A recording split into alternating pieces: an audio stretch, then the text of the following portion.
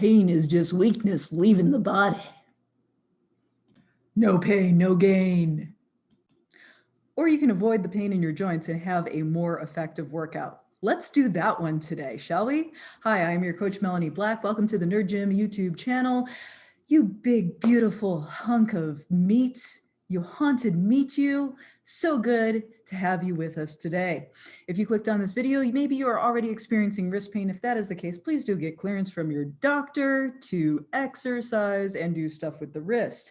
Keep in mind that I am not a doctor or a physical therapist. I am just a personal trainer on the internet, and I can help you reduce risk of injury and pain going into your workout, not treat or diagnose existing pain. Okay, that said, let's warm up the hands. All right, tip number one. I'm going to give you 3 very simple tips that I want you to do to help you avoid getting pain or problems in your wrist when you are exercising or doing your work, whether that work is desk work with a lot of stuff with the mouse or something maybe like a cashier's job where we're doing those repetitive wrist movements, or a waitress job where we've got the tray on the thing. Yeah. Okay. Warming up the hands.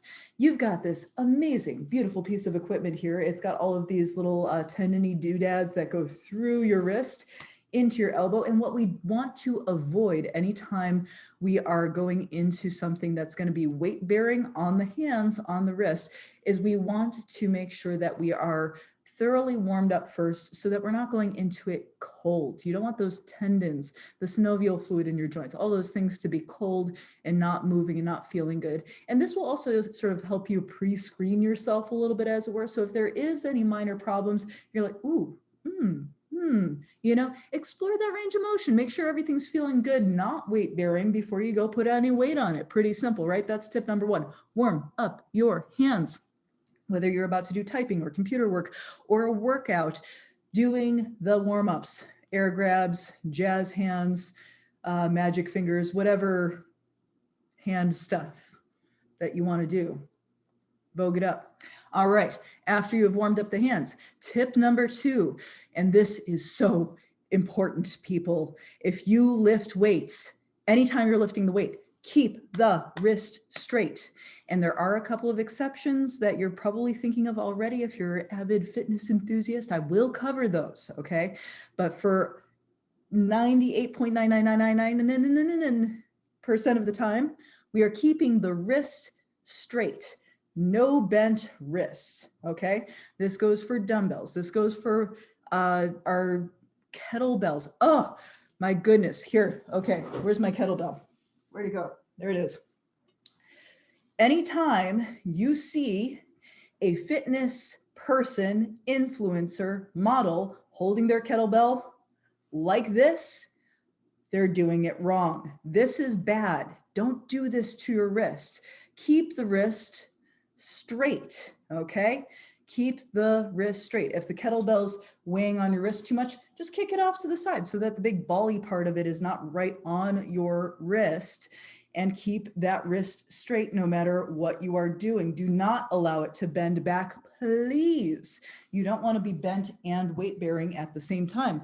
Same thing with your dumbbells. Even if you're on your back for a chest press, you still want to keep your wrist straight and crush, and I mean crush the grip.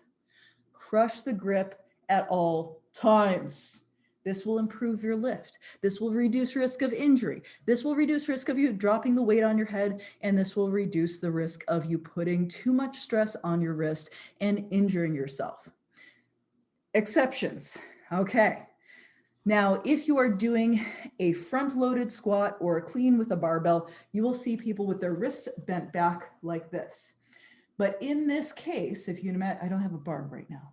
If you imagine a bar, I am not bent and gripping at the same time.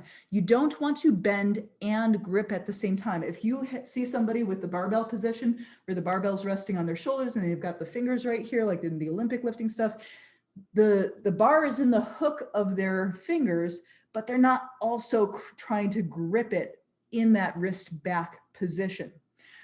Likewise, with something like wrist curls, a forearm exercise, one of my favorites, wrist curls, we want to make sure that as we're letting the dumbbell come down into the hook of the grip, we're not also gripping at the same time. I curl it up and crush the grip at the top, and then I open the hand and let it come out.